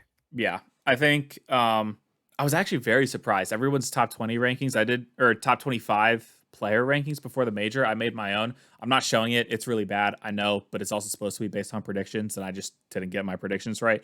But I had TRK like extremely low, especially since I did the rankings before watching the Johnny Boy episode. And then I'm like getting through there. I'm like, they all have TRK in the top 3. They all have TRK in the top 2. And I've got them down to like 12th or something. And then I'm like, oh my gosh, do I just not know what I'm talking about? But apparently I did. But completely vindicated. yeah, I mean, that's more of a lucky guess than actually knowing ball. I'm gonna be 100% honest. You gotta own those, man. No, I you absolutely knew what was gonna happen. Yeah. No, but yeah, it's. I feel like it's with a player like TRK, he could definitely bounce back. He's got a long tenure. He's stayed on top of Mina forever. You don't do that by not being good. And despite the fact that Napo is kind of knocking on the door, at least figuratively, based on what everyone expects, I wouldn't hit the panic button on him just yet. They got plenty of time to bounce back as the season continues. Yeah. So, all right, let's get to number 5. We are not matching here. Okay. Oh my gosh. Okay. Wow. I'm surprised by you, and I think you're pretty surprised by me too. Yeah. Who goes first? Why don't you go first? I'll talk first. Okay.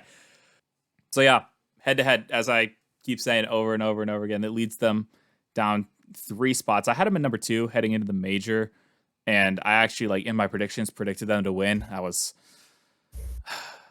hoping that Carmine fell off more than they, ended up falling off by. But this team, they did not show up at this major. Like, I mean, I feel like I've seen that beast mode gif of him missing a wide open net in game 7 against Ultimates way too many times. And like, technically, if they bury that, they're in the finals, right?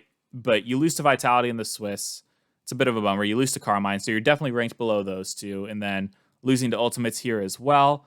Like, this is now the second time, like I was saying with Geeke and Dignitas, how this is the second time for Geeke beating Dignitas. This is now also the second time that Ultimates have beaten NRG. Now, granted, NRG did beat them in the Swiss, right? But if we're saying that the playoff series matters more and you also swept them online 4-0, I'm willing to chalk up the first series in the Swiss more to the nerves. And then when it, mattered the most and the finals were on the line, Ultimates showed up and beat you guys.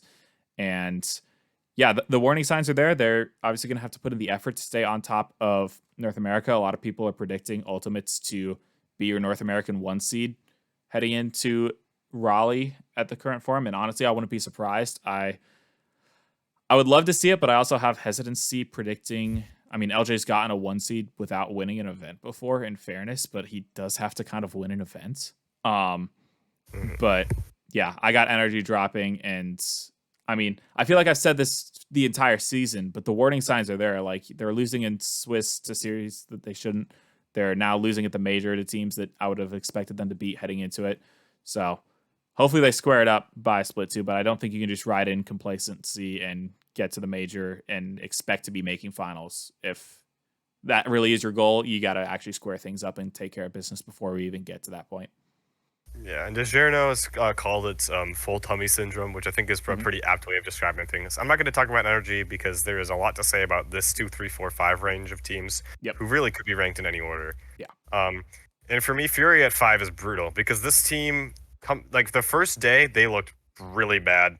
And then they barely beat Complexity, which I kind of saw coming, but it was still concerning. They managed to beat a crumbling Dig, and then playoffs, they got it together. They made Twisted Minds look pretty bad, and then Vitality.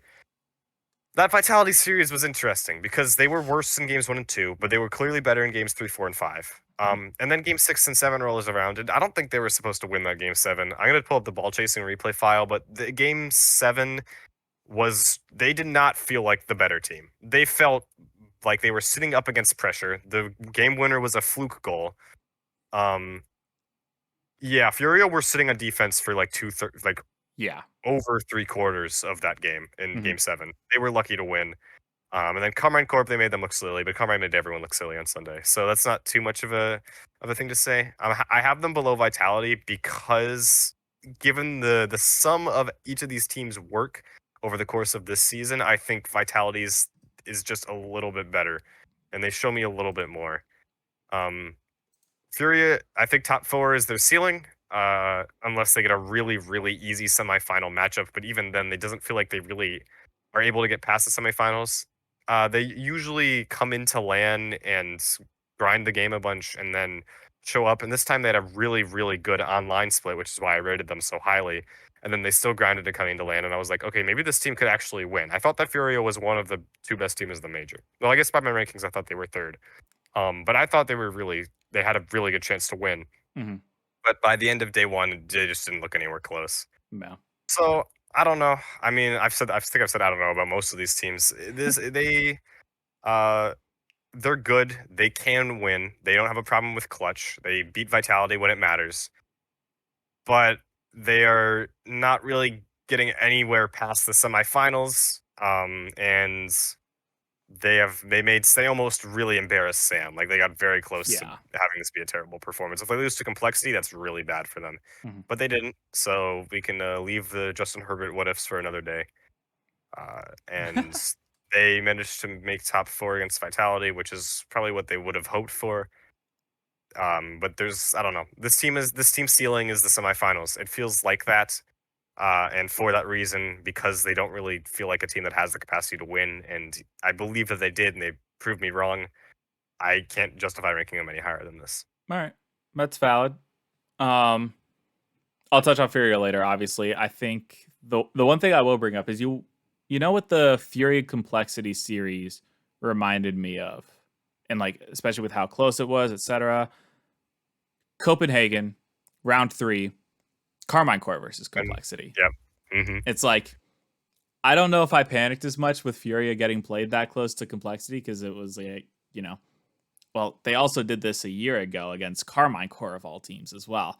And hmm I mean, it's a yes, warning sign, especially for the team, but at the end of the day, a win's also a win. So, token complexity, yep, almost exactly. winning awards. Yeah, they always get one series against a way better team that they should win and then don't. This time they almost pulled off the reverse sweep, which would have been really weird. Yeah. Uh, like that's very off brand. The team's brand is to go 2-3, get one team to game 5 that they get absolutely blown out in, and then be content with that. Yeah. So I don't know. Complexity is always weird. Furia is they're fine. They're top of Sam. They'll be staying the top of Sam. Oh, But I don't they think they'll be much certainly more will. than that. Yeah. So, all right, are we ready for number 4? Hmm. All right, Vitality across the board. Okay. Um, this team was looking dangerous in the Swiss, dude. I was scared. Dude, I was sitting here. I'm like, Yeah. oh my gosh. Captain Dolphin made the bold move of trying to put them number 1 before the major. And it's like, oh my Hmm. gosh, he's going to be right. He's going to gloat. He's going to like take his massive victory lap. I got to deal with Monkey Moon again. Like, and then the playoffs happened. And for a second, it was still like that. They outscore Ultimates 6-0. And then suddenly Ultimates claw their way back. That series felt a lot like the G2 versus BDS series of Copenhagen as well, where it's like Yeah. early 2-0 lead, and then all of a sudden it's like we're in game 5 and Ultimates have a lead. It's like, wait, they're now technically up in this series. It's like I just felt like it was over after the first 2 games, and suddenly it wasn't. And then almost had nightmares and just absolute war flashbacks from Oh that my kickoff god. sequence. Oh my gosh, I was sitting there. Said Junior must have, he almost said Junior almost got caught with a little bit of SSG on his shoe there, I think. Dude, absolutely. I was melting down. Like, I mean, if you've seen AlphaCut's reaction, like he doesn't say a single word from the second that second goal goes in off the kickoff to the end of the game. It's like I was very similar. I'm like I don't say a word once the 0-second goal hits to the end of the overtime.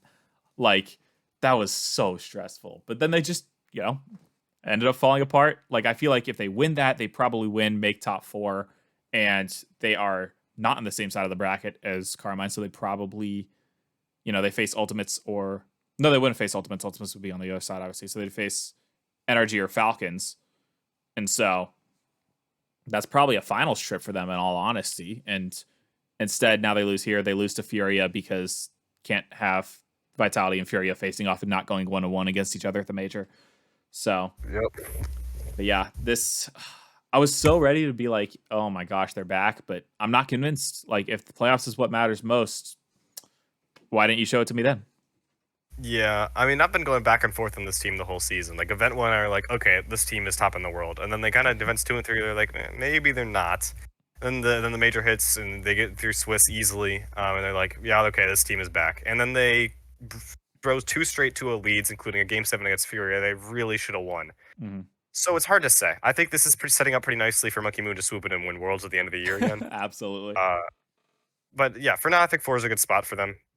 They've been solid all season. They haven't had too many issues about losing to worse teams like Monkey Moon teams will sometimes do. So that's a good sign. Zen is still really good. Exotic is still really good. Yep. Losing to Ultimates is really weird. Like that, it feels like that 2-0 lead. I don't know what's wrong with that, but it just twice in a row it crumbled on them. Yeah. So they'll be back. They'll be fine. I don't think they win Major 2. I never really saw them winning this Major even when they went 3-0. It just didn't seem right. Mm-hmm. But I will say that losing to Ultimates and then Furia, I did not see that coming. Yeah. So it's a mixed bag for them, as it always is. They'll be all right. They had a pretty. I mean, yeah, that Swiss is really standing out. That win over NRG was very good. That win over Furia was excellent. I mean, just complete and utter domination. That was 15-3 across those 3 games. Yeah. They made everyone look pretty silly. They made KC look a little nervous for a little bit, but yeah, clearly that did not come to pass. When KC's losing to Wildcard almost and Vitality's destroying Furia, it's like, hold on, what is this major going to turn out to be? I guess as expected by the end of it. But honestly, the scariest thing with Vitality that I was really nervous for is that they beat NRG 4-1, and Zen didn't have a single goal or assist. And it's like, if that's the like Zen is, I mean, sure, 2 defending world champions, but Zen is your superstar. Like, that scares me if you're beating NRG without Zen getting on the score sheet in the slightest. So, but yeah, I guess playoffs Vitality doesn't scare me just yet until they inevitably break my heart again at Worlds. So I thought that if anyone was going to beat KC, it would be Vitality because of the intra-region matchup, but yeah, didn't come to pass. KC's clean swept, and that's that. Yep. All right, we've got number 2 and number 3. I'll unveil them both at the same time. You've still got 2 North America teams to unveil, I'm assuming. I do. Yeah, that is true. No, actually, we're throwing in Pirates on a boat. That's the other. No, Oi is at 2 actually. From OCE, yeah. But I've got Furia and Ultimates. I'll go ahead, unveil them at the same time. I'm curious if we have the same number 2. I guess it's yeah. We do. All right. Let's talk on number 3 first quickly. You go ahead with NRG because we were just talking about that series against Vitality. So this is now my 3rd straight ranking that goes against head-to-head. It's the opposite of your 3, 4, 5 because yours follows head-to-head and mine doesn't. Yeah. But I don't know. NRG, I will start by talking down on them because this was a really struggling performance from them. They managed to coast by an intra-region matchups in the Swiss, which they almost always win on LAN. Vitality made them look pretty bad. The GK they were all right against, and then they played KC close. That's the best thing this event is that they played KC very close. Yep. Which is more, or they at least took 2 games off of them, which is more than anybody else can say besides Wildcard, of course. Wildcard because of Champions Field, number 2 team in the world.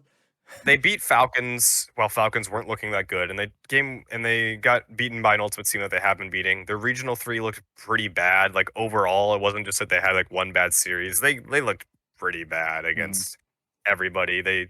9 Lives took them to 5, Ultimates took them to 5, swept by SSG, and then swept by Ultimates. But I said all that. They still got semifinals. They still got 1 game away from making the grand finals. They took 2 games off of KC. This is pretty close to this team's floor for me, and they still look one of the best teams in the world. All right. Yeah. But the problem is beast mode, and that is a really scary thing to say because he's the one that has the biggest gap between his floor and his ceiling on this team, and he needs to be peaking, especially if this team is going to try to take down KC. I don't know what they're going to do. but they basically have to hope that he comes back into form. I don't think they'll struggle in NA at all. I think they will probably win another regional or two, but I don't see them getting anywhere close to KC unless Beast Mode recaptures the form he had towards the end of last season. I think it's as simple as that. Yeah. I think I wish I had an easy way to pull it up quickly. But in looking at a lot of the stats from past majors for doing the soccer thing that I did, um, I noticed that Beast Mode normally is slightly above average when it comes to goals per game. But then Mhm. in London, he was like head and shoulders either number one or number two by a margin, right? And so when they won their event, this dude was firing, getting several goals per game. It's an exaggeration, but you know what I mean. Like he was popping off. He was on the score sheet time and time again.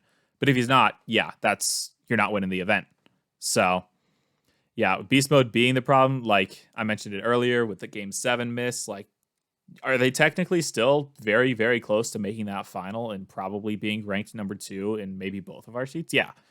But I mean, it's they didn't. They've got their problems to fix, and yeah, I've touched on energy a lot already.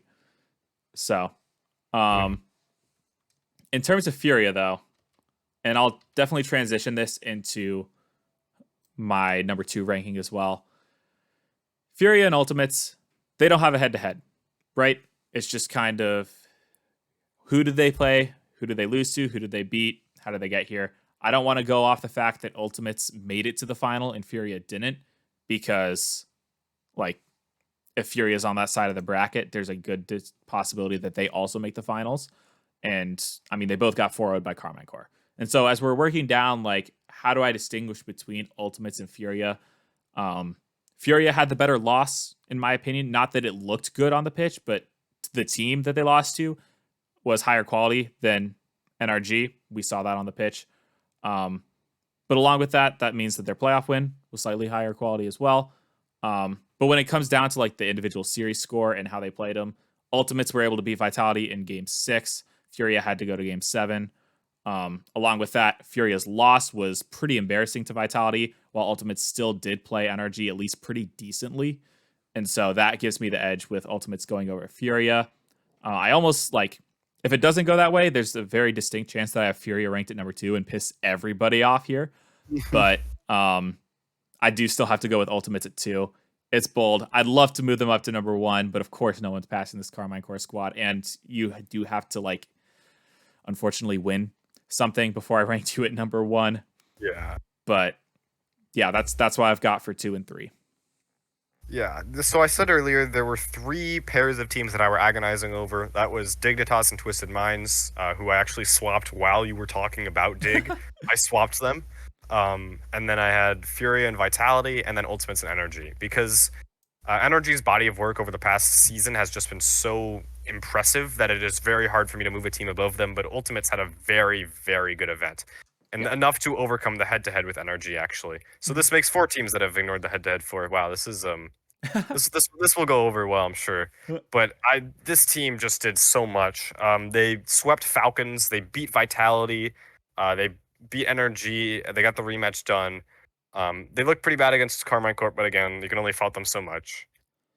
So they have 3 really quality wins on their resume now. They beat teams ranked here for me 3, 4, and 6.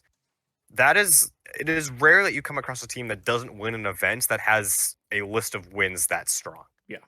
Uh, in recent memory, I'm trying to think back, but I don't really know if you can say that for any other team at a LAN. I don't have a perfect memory, so there might have been something last season that was comparable. I think maybe Falcons at Major 2 last season, but They're they the honest closest one I even could think of, yeah. yeah, but even then they Gentlemates were kind of a weird team. Genji was a weird team then. Yeah. But this Ultimates team beat 3 very good teams. They showed this is the second straight event now. Regional 3, they looked good besides for Genji peaking on them. This team feels like the best team in NA to me now. I do not think that will hold, but I think it will hold for much longer than it did last season because they no longer have Chrome to worry about unless FK brings them on again. Um, I expect to see them continue the success. I do not think that Major 2 will be their time, but I also didn't think they would come anywhere close to this, to being this good coming into the LAN, and they completely proved me wrong. Sad Junior, I think, is exactly what FK needed to really get back on track, and it's what Chronic needed to. Chronic looked very good. Yeah. Um, every player on this team looked back in top form, and they still got swept by Carmine, which goes to show how good they are. Yeah. But I will be looking forward to watching this team again because they were fun. They didn't make series look uncompetitive, but they still managed to win. They showed clutch. They showed really anything you can ask for of a team that you need to, that would be considering to move above Energy just because Energy has been so good for so long. They've been number one NA for well over a year. Um, and finally, they have been dethroned by the next three best American players. No. And it's completely deserved, I think, even if it is very close. So I will be looking forward to see more Ultimates Energy in the future. They can't get complacent, obviously, but I don't think that'll be a problem. I heard that it may have been a bit of a problem between the semis and grand finals for them. But Hmm. this is not. This is a team that is still hungry. Yeah. LJ has not even won a regional yet. FK, none of these players besides Chronic has won a LAN, and Chronic seems to be back to performing well. Maybe he just had his one good LAN that he gets every other year, though. So yeah, it'll be a fun watch for this team, and I hope that they continue the success. And I think they will probably be there on Championship Sunday and Raleigh looking to claim it, though I don't think it'll be them. Yeah, that's fair. I think you mentioned Sad Junior. I think he is I think with the fandom that I had, it makes a lot of sense that I have earned an immense amount of respect for him. I thought, honestly, when we lost Chrome and Daniel during that winter 22-23 transfer window, I thought it was worse that we were losing Chrome than we were losing Daniel. So that shows you the respect I had for Chrome. And then replacing with Sad Junior, it's like I had my question marks, but he instantly answered them. And he continues to do so. He is the one coach that I would have the most faith in getting the most out of Chronic consistently. And as the season has progressed, he's continued to do that. And Chronic looks the best that he has in a while at this major.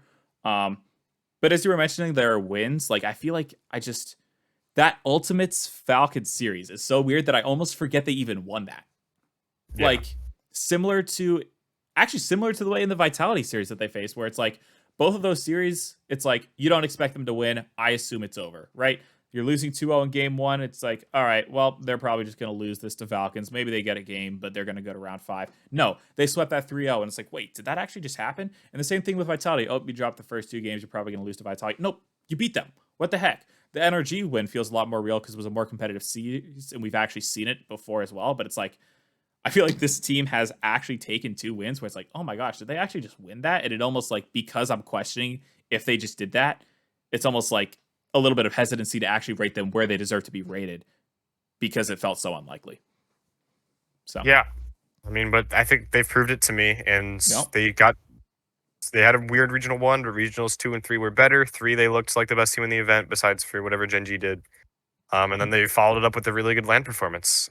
So I am really hoping that they can continue this because they have earned the number 2 spot for me. Yeah. Quick question before we roll an outro. I know you've got the RAE rankings. I do.